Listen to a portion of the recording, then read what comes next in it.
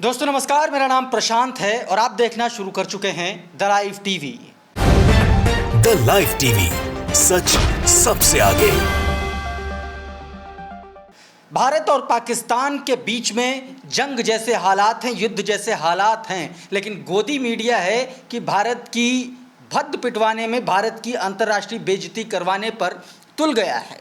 हालात ये हो गए हैं कि ministry of broadcasting and information ने एक बार फिर से इन गोदी एंकर और एंकराओं को याद दिलाया कि ऐसा मत करिए, ये सीधे तौर पर सरकारी आदेशों की नाफरमानी है, उल्लंघन है।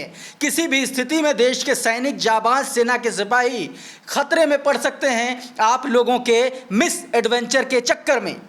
तमाम तरीके की चीज़ें लगातार हो रही हैं, लेकिन गोदी मीडिया है कि सुधरने का नाम नहीं ले रहा है। दोस्तों, आज के इस वीडियो में मैं आपको बताऊंगा कि रूबिका लियाकत किस तरीके से, गोदी एंकर रूबिका लियाकत किस तरीके से पुराने और फेक वीडियोस फैला रही हैं। साथ में जानेंगे कि किस तरीके से आज तक ने अपनी सारी नफरती और सारी फेक खबरों के लिए खुलेआम सरेआम माफ़ी मांगी है और उस पर अन्य तमाम लोगों का क्या कुछ कहना है। और साथ में नफरती एंकर अशोक श्रीवास्तव के बारे में एक बड़ा खुलासा होगा इसी वीडियो में। लेकिन सबसे पहले रूबिका लियाकत की वो खबर जिसका वीडियो उन्होंने जारी किया। दोस्तों, ये एक स्क्रीनशॉट है, आपकी स्क्रीन पर देखिए। काबुल टाइम्स इसने ये स्क्रीनशॉट साझा किया है रूबिका लियाकत का। रूबिका लियाकत ने बीते दिनों एक वीडियो पोस्ट किया और उसमें उन्होंने लिखा कि आतंकियों के 9 ठिकाने जिन पर कहर बनकर टूटी भारतीय सेना, ऑपरेशन सिंदूर, मरकज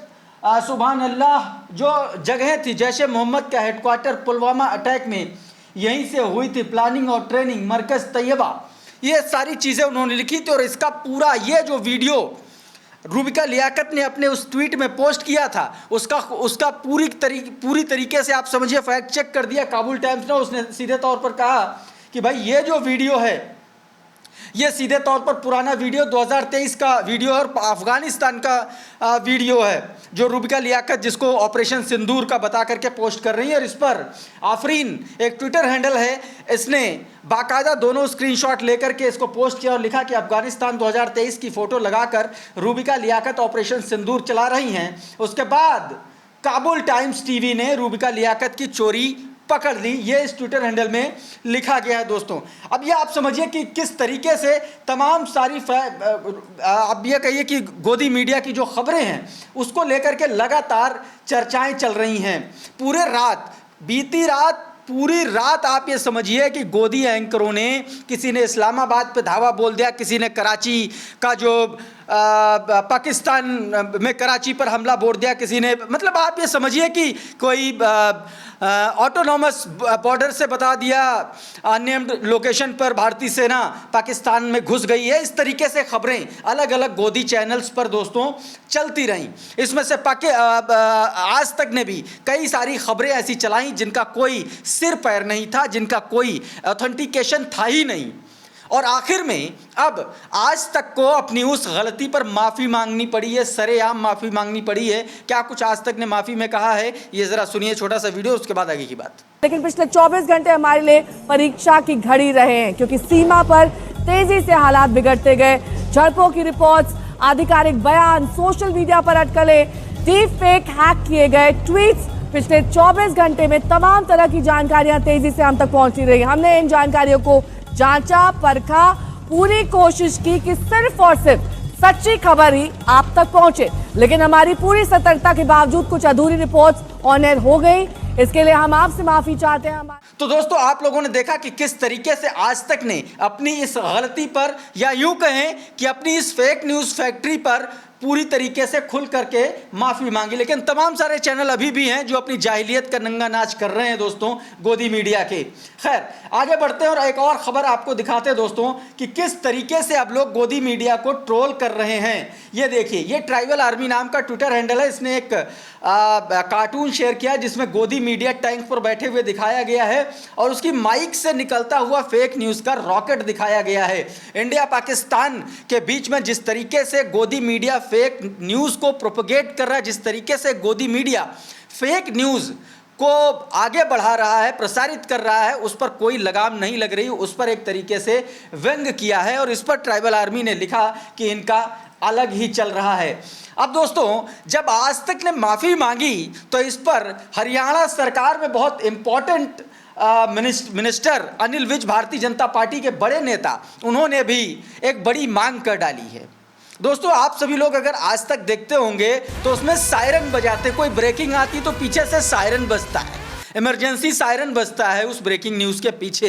अब उसको लेकर के अनिल विज ने एक बड़ी मांग की है। अनिल विज ने सीधे तौर पर अब एक ट्वीट किया और जिसमें उन्होंने लिखा कि सभी चैनलों को प्रार्थना की जाती कि वो अपने चैनलों पर बार बार खतरे के सायरन ना बजाएं, क्योंकि यदि कभी असली सायरन बज गया तो लोग इसे भी टीवी का सायरन समझकर उनकी जो सुरक्षा के कदम उठाने हैं वो नहीं उठा पाएंगे।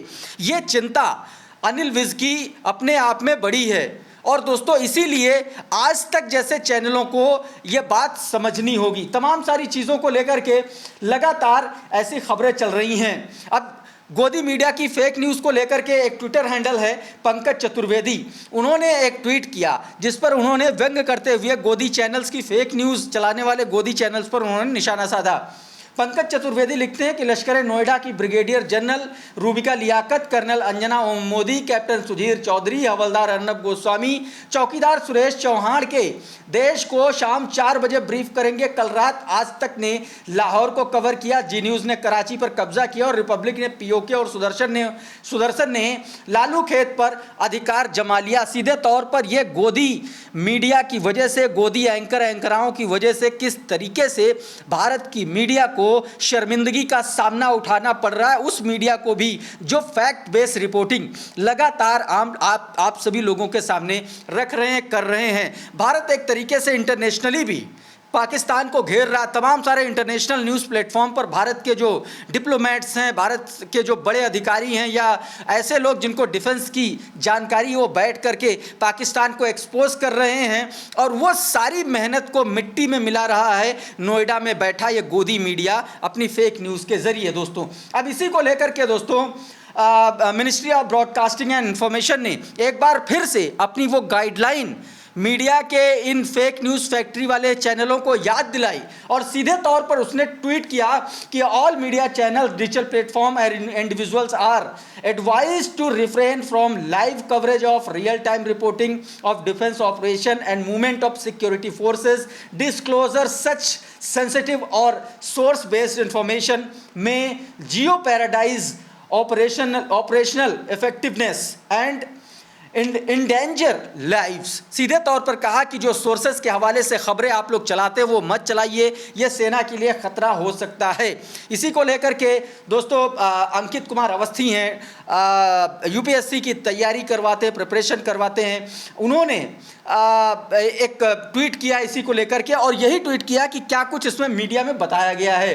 और उसमें सीधे तौर पर उन्होंने लिखा कि अब सभी मीडिया चैनलों, डिजिटल प्लेटफॉर्म और व्यक्तियों को सुरक्षा बलों की गतिविधियों और ऑपरेशंस की लाइव कवरेज या रियल टाइम रिपोर्टिंग से बचने के लिए कहा गया है।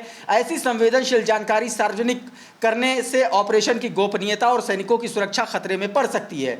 रक्षा मंत्रालय ने फिर से याद दिलाया है कि कारगिल युद्ध, 26/11 हमला और कंधार हाईजैक जैसे उदाहरण बताते हैं कि जल्दबाजी में की गई रिपोर्टिंग किस तरीके से कितनी घातक हो सकती है।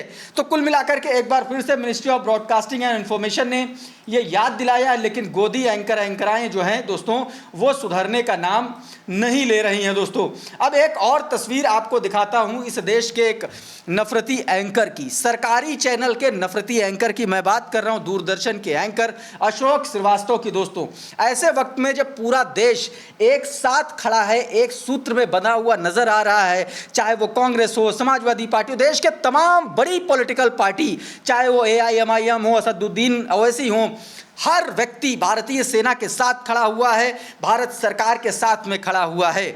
लेकिन ऐसे में सरकारी न्यूज़ चैनल जो पब्लिक के पैसों से चलता है, पब्लिक फंड से जो चलता है, उस फंड का दुरुपयोग करता एक सरकारी एंकर, एक सरकारी गोदी मीडिया का एंकर, एक नफरती एंकर किस तरीके से विपक्ष की सबसे बड़ी पार्टी कांग्रेस को, उनके नेताओं को गद्दार बता रहा है, गद्दार घोषित कर रहा है, वो आप देखिए। ये स्क्रीनशॉट देखिए, ये कल का स्क्रीनशॉट है। अशोक श्रीवास्तव ने अपने ऑफिशियल ट्विटर हैंडल से यह स्क्रीनशॉट शेयर किया है, जिसमें देखिए क्या लिखा हुआ है। भारत तैयार, घर में कितने गद्दार, और फोटो लगाई है किसकी? इमरान मसूद की, कांग्रेस के राष्ट्रीय अध्यक्ष मल्लिकार्जुन खड़गे की, और तमाम उन मुस्लिम नेताओं की जो लगातार जो गोदी मीडिया के निशाने पर रहते हैं, जो सरकार से सवाल पूछते हैं दोस्तों। अब इसी को लेकर के ये ट्वीट किया था। इस पर दोस्तों राहुल गांधी ने जवाब दिया था अशोक श्रीवास्तव को कल ही, और गुरदीप सप्पल जो पहले दूरदर्शन में काम कर चुके हैं,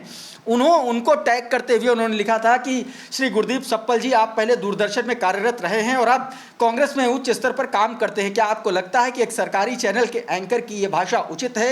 एक वयोवृद्ध दलित नेता और प्रमुख विपक्षी पार्टी के अध्यक्ष को गद्दार कहना ठीक है? गलत है तो क्या कार्रवाई होगी? ये बातें राहुल गांधी ने लिखी थी। अब इसी को लेकर के दोस्तों कांग्रेस पार्टी ने इस नफरती एंकर के खिलाफ एक्शन ले लिया है। रागा फॉर इंडिया नाम के ट्विटर हैंडल ने इसको लेकर के एक ट्वीट किया, जिसमें सीधे तौर पर कहा गया है कि सरकारी चैनल दूरदर्शन के एंकर अशोक श्रीवास्तव पर होगी कानूनी कार्रवाई। जब देश एकजुट होकर संविधान पाकिस्तान से लड़ रहा है, तब ये नीच एंकर कांग्रेस के राष्ट्रीय अध्यक्ष को गद्दार बता रहा है। ट्विटर पर राहुल गांधी हैंडल ने कांग्रेस के एआईसीसी प्रभारी और दूरदर्शन में पूर्व में कार्यरत गुरदीप सप्पल को टैग करके जानकारी दी कि ये चैनल खड़गे जी को गद्दार बता रहा है। इसके बाद गुरदीप सप्पल ने कहा कि ये जानकारी हमारी तक पहुंच गई है, इस पर हम कानूनी कार्रवाई करने जा रहे हैं। सप्पल ने यह भी कहा है कि पूरा विपक्ष वो सेना के साथ खड़ा है, तब चैनल हमारे राष्ट्रीय अध्यक्ष को गद्दार कह रहा है, ये देश तोड़ने की बात कर रहा है, हम चुप नहीं बैठेंगे, कानूनी कार्रवाई करेंगे दोस्तों। अब इस पूरे एक्शन के बाद ये जैसे ही गुरदीप सप्पल ने कहा, इस अशोक श्रीवास्तव जैसे नफरती एंकर का चाल ढाल सब बदल गया। इसने अपने ट्विटर हैंडल का बायो तक बदल गया। जो कुछ दिन पहले तक दूरदर्शन में अपने आप को एंकर बताता था, अब उसके ट्विटर हैंडल पर वो एंकर नहीं लिखा हुआ है, सिंपल सा ट्विटर हैंडल पर जर्नलिस्ट एंड ऑथर लिखा हुआ है दोस्तों।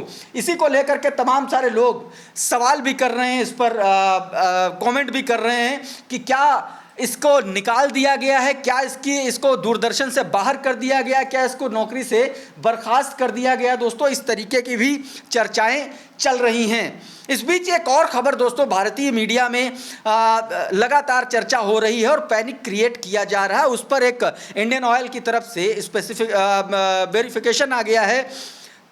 दोस्तों पिछले कुछ घंटों से एक खबर चल रही थी कि इंडियन ऑयल की जो सप्लाई है वो कहीं ना कहीं बाधित हो रही है वॉर की वजह से, या यूं कहें कि टेंशन की वजह से, जिस पर बाकायदा इंडियन ऑयल ने ट्वीट करके इसके बारे में पूरी जानकारी दी, जिसमें यह कहा गया कि Indian oil has ample fuel stock across the country and our supply lines are operating smoothly. सीधे तौर पर यह कह दिया गया है, ये सारी आपको फर्जी खबरों में नहीं पड़ने की ज़रूरत है। अपने पास बहुत स्टॉक है और इसकी आपूर्ति है जो स्मूथली पूरे देश में की जा रही है।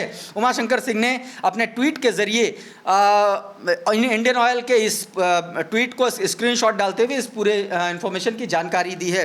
दोस्तों अब बात करते हैं भारत पाकिस्तान के बीच टेंशन के बीच में इस देश का मुसलमान क्या कर रहा है। दोस्तों आज लखनऊ सहित उत्तर प्रदेश के कई अलग अलग ज़िलों में पाकिस्तान के खिलाफ जो हमारी सेना जंग लड़ रही है, यूँ कहे कि पाकिस्तान के खिलाफ हमारे सैनिक जो मोर्चा संभाले हुए हैं, उनके लिए इबादत की गई है, उनके लिए नमाज पढ़ी गई है। जुमे की नमाज के मौके पर यह किया गया है। दोस्तों मधुरेंद्र कुमार हैं, ये न्यूज़ नेशन के पत्रकार हैं, इस वक्त वॉर कवर कर रहे हैं और इन्होंने दोस्तों ये जो लखनऊ में नमाज अदा की गई है उस पर ट्वीट किया है। ये वीडियो ट्वीट करते हैं जिसमें सीधे तौर पर लिखा गया है कि इंडिया पाकिस्तान वॉर के बीच लखनऊ की मस्जिद से कड़ा संदेश, जुमे की नमाज के साथ मुल्क और सेना की हिफाजत के लिए दुआएं मांगी गई, जय हिंद, ये लिखा गया है। दोस्तों क्या कुछ हुआ है इस पूरी नमाज में, एक बार ये वीडियो देखें, उसके बाद आगे की बात।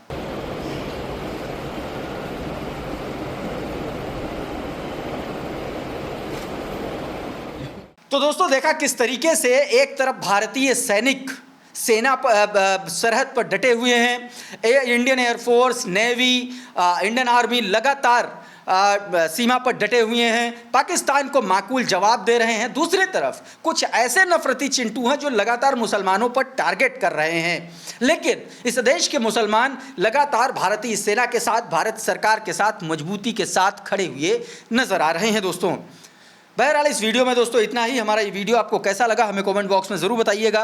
ये वीडियो अगर आपको अच्छा लगा तो इसको लाइक कर दीजिए, इसको शेयर कर दीजिए, और चैनल पर नए आए हैं तो चैनल को सब्सक्राइब जरूर कर लीजिए, बेल आइकन ज़रूर दबा दीजिए ताकि इसी तरीके के तमाम वीडियोज़ आपको सबसे पहले मिलते रहें साथियों। बहुत बहुत शुक्रिया, बहुत बहुत धन्यवाद। आप जुड़े रहिए द लाइव टीवी के साथ। नमस्कार।